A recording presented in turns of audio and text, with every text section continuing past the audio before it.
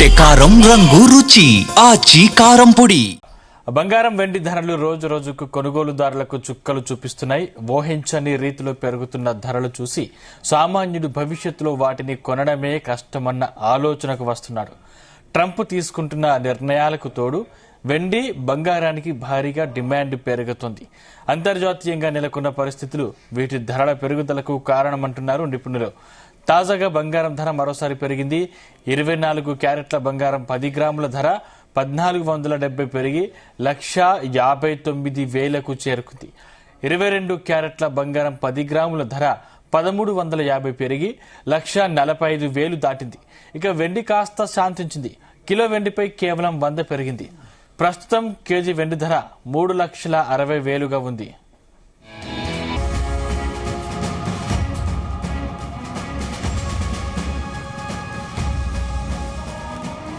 Right, ఇదే అంశానికి సంబంధించిన మరింత సమాచారం మా బిజినెస్ కరెస్పాండెంట్ రవిప్రసాద్ అందిస్తారు. రవిప్రసాద్.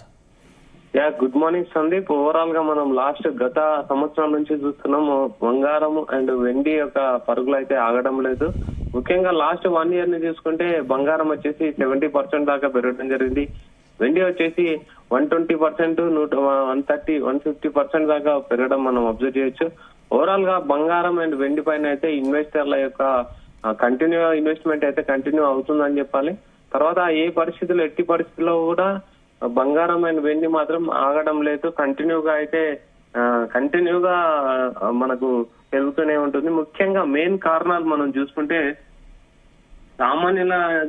సామాన్యుల బంగారంగా చెప్పబడే వెండి అయితే దానికి ఇండస్ట్రియల్ యూసేజ్ ఎక్కువ కావడం మనం ఎక్కువగా అబ్జర్వ్ చేయొచ్చు. సో వెండి ఆ విధంగా అయితే పెరగడం ప్రజెంట్ మనం అబ్జర్వ్ చేయొచ్చు. ప్రజెంట్ మీరు చెప్పినట్టు 24 క్యారెట్ల 10 గ్రాముల బంగారం వచ్చేసి 1,470 పెరిగింది. ప్రస్తుతం ధర వచ్చి 1,59,000 ప్రజెంట్ ట్రేడ్ అవుతుంది. అండ్ 22 క్యారెట్ల బంగారం చూసుకుంటే 10 గ్రాములు పెరిగింది. 1,350 పెరిగి ప్రజెంట్ 1,45,000 అయితే ప్రజెంట్ రీచ్ అవ్వడం జరిగింది.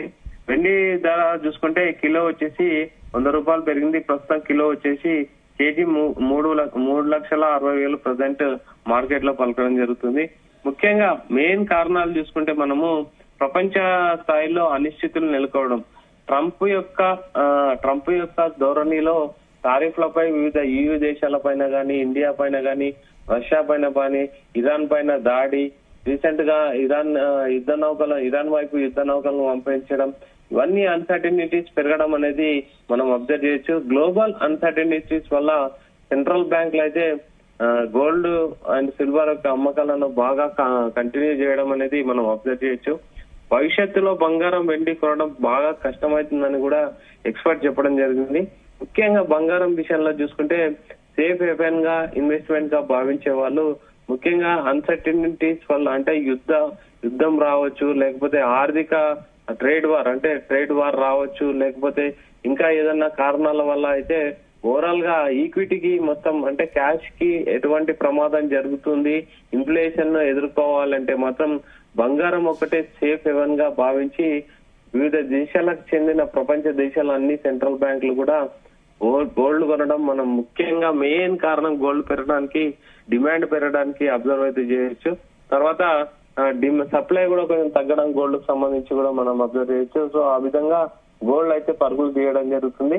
లోకల్ వైజ్ కూడా చూసుకున్నాం, మనం ఇండియా వైజ్ కూడా చూసుకున్నాం. గోల్డ్ పైన ఇన్వెస్ట్మెంట్స్ గత సంవత్సరం నుంచి గోల్డ్ యొక్క పెరుగుదలను చూసి ఇన్వెస్ట్మెంట్ ఎక్కువగా చేయడం మనం ఇంకా అబ్జర్వ్ చేయొచ్చు. సో ఆ విధంగా గోల్డ్ కి అయితే బాగా డిమాండ్ పెరుగుతూనే ఉంది.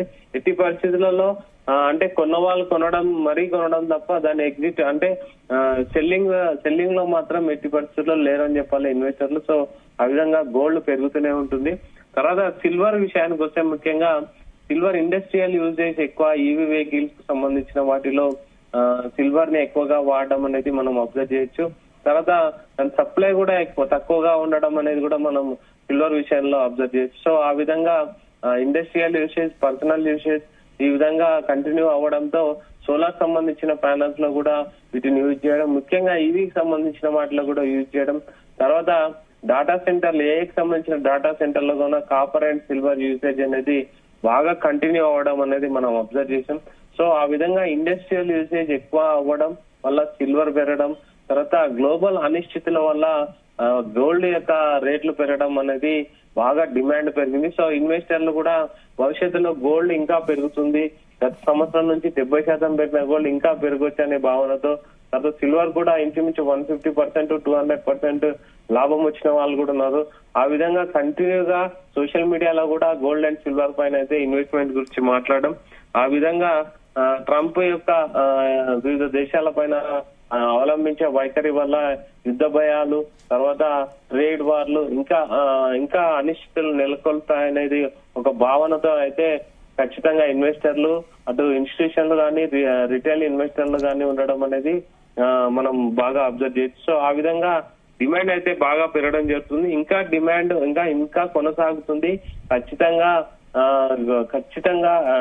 ఈ సంవత్సరం 2026 సంవత్సరంలో సిల్వర్ గోల్డ్ వచ్చేసి ఒక 3 లక్షల దాకా వెళ్ళొచ్చు అని చెప్పింది. తర్వాత సిల్వర్ వచ్చేసి ఇంకా 5 లక్షల దాకా అనేసి చాలా మంది ఎక్స్పర్ట్ అయితే చెప్పడం జరుగుతుంది. సిల్వర్ పెరగడానికి మెయిన్ ఆల్రెడీ మనం మాట్లాడుకున్నాం, కంటిన్యూగా ఇండస్ట్రియల్ యూసేజ్ అని ఎక్కువ కావడం, దీనికి సంబంధించి తర్వాత మెటల్ లో చూసుకుంటే మళ్ళీ యురేనియం అండ్ కాపర్ లో కూడా బాగా ఎక్కువ డిమాండ్ పెరగడం అబ్జర్వ్ చేయొచ్చు. ముఖ్యంగా ఎక్స్పర్ట్స్ ఆల్రెడీ చెప్పడం జరిగింది, ఈ ఇయర్ అంతా మెటల్ కు సంబంధించిన జోరులో ఉంటుంది, మార్కెట్ అంతా మెటల్స్ పైనే ఆధారపడి ఉంది అనేది ఖచ్చితంగా చెప్పడం జరిగింది. ప్రజెంట్ వెండి ఔన్స్ కు వచ్చేసి ₹100 ప్లస్ రికార్డు స్థాయికి చేరడం కూడా మనం చూడవచ్చు. తర్వాత బంగారం కూడా ఔన్స్ వచ్చేసి 4,800 5,000 వద్దకు పెరిగి అంతర్జాతీయ ఆర్థిక పరిస్థితులు అయితే బలమైన కారణం అని చెప్పొచ్చు. తర్వాత భారతదేశంలో బంగారం ధర చూసుకుంటే 10 గ్రాములు 1.59 లక్షలు ప్రజెంట్ ఉంది. వెండి కూడా కీలక స్థాయిలో చేరడం అనేది మనం కూడా అబ్జర్వ్ చేయొచ్చు. ముఖ్యంగా అనిశ్చిత పరిస్థితులు నెలకొవడం, ప్రపంచ రాజకీయ పరిస్థితులు, గ్లోబల్ టెన్షన్స్ కారణంగా పెట్టుబడిదారులు సేఫ్ హేవెన్ లో ఉన్న బంగారం వెండిని ఇష్టపడడం జరిగింది. అంటే డాలర్ చర్యలు, అంటే ద్రవ్య డాలర్ చర్యలు, ఇన్ఫ్లేషన్ అండ్ డాలర్ చర్యలు కూడా మార్కెట్ లో గోల్డ్ కు డిమాండ్ పెరగడం చేసింది. అమెరికాలో సంకేతాలు చూపుతున్న వడ్డీ రేట్లు తగ్గింపు అంచనాలు కూడా ధరలపై బాగా ప్రభావం చూపుతుంది. అండ్ సరఫరా అండ్ డిమాండ్ సఖ్యత, ఇంతకుముందు మనం మాట్లాడుకున్నట్టు అంతర్జాతీయంగా వెండి సరఫరా కొంత లిమిటెడ్ గా ఉండడం, బంగారం వెండిపై అయితే డిమాండ్ పెరగడం అయితే మనం అబ్జర్వ్ చేయొచ్చు. తర్వాత ఇంపోర్ట్ డ్యూటీలు పెరుగుతున్నాయన్న అంచనాల వల్ల కూడా భారతీయ గోల్డ్ ప్రీమియంస్ కి అయితే డిమాండ్ పెరిగిందని చెప్పొచ్చు.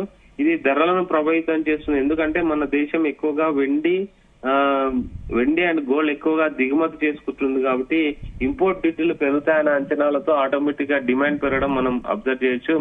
బంగారం వెండి ధరలో కొన్ని రోజుల భారీ పెరుగుదల లేక తగ్గుదల అనేది సాధారణ మార్పు లాంటివి అవి మార్కెట్ లో విశ్లేషకులు చెప్పడం మనం అబ్జర్వ్ చేయొచ్చు. ఇది కొంతవరకు అయితే అస్థిరతను నెలకొల్పే అవకాశం ఉంది.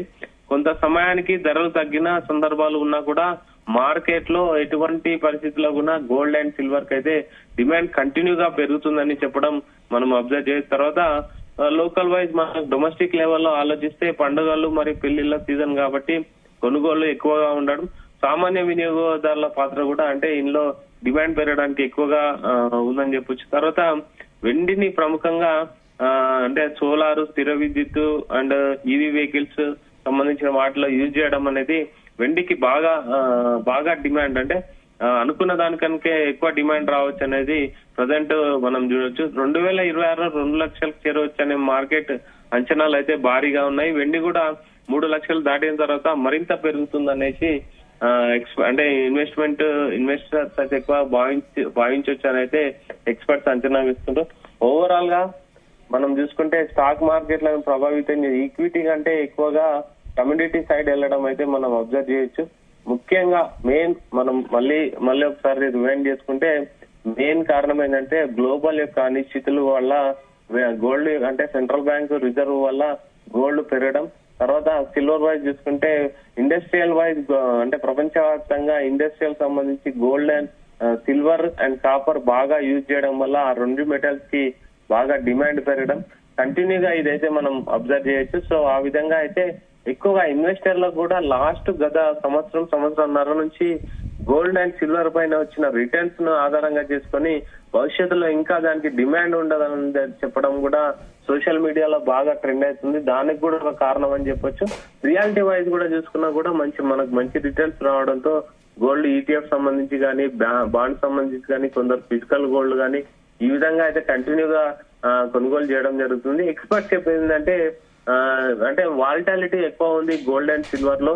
అంటే కంటిన్యూగా ఓవరాల్ గా పర్ ఇయర్ వైజ్ పెరిగినా సరే డే వైజ్ చూసుకుంటే వాలిటాలిటీ ఎక్కువగా ఉంటుంది. సో ఇన్వెస్ట్మెంట్ చేయాలనుకుంటే మాత్రం ఈటీఎఫ్ లో ఇన్వెస్ట్ చేస్తే చాలా బెటర్ అని అయితే చాలా మంది ఎక్స్పర్ట్స్ యొక్క అంచనా. సో ఓవరాల్ గా ప్రజెంట్ అయితే వెండి అండ్ గోల్డ్ అండ్ సిల్వర్ అయితే ఆపడం అయితే కష్టమని ఎక్స్పర్ట్స్ గ్లోబల్ వైజ్ అంచనా వేస్తున్నారు Sandeep. Right, thank you Ravi Prasad.